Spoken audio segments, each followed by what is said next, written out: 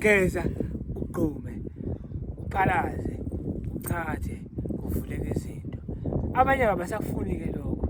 Weza-ke ufakwe uhlanga lwemali oluvula inhlanhla.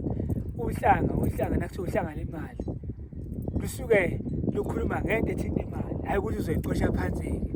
Kodwa mhlawumbe uyagembula, mhlawumbe umuntu osebenzayo. Inhlanhla iba nje lula, kuba lula. Kodwa-ke angisho ukuthi woza kimi, kodwa engishoyo, uma umuntu ungalenza ukuthi izinto zize zibhede kuqala bese uyasukuma-ke izinto ziyabheda. Ukuphume nje uyohlola, angisho ukuthi woza-ke uma uzohlola. Uphume nje uyohlola ukuthi izinto zisahamba kahle yini. Ungalindi ukuthi izinto zizebhede kuqala bese ugijima usuyaphi, usuyohlola.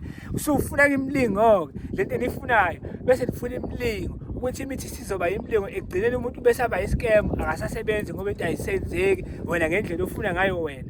Umuthi awusebenzi ngendlela ofuna ngayo wena. Kodwa umuthi uyafuna ukuthi nabo uthathile.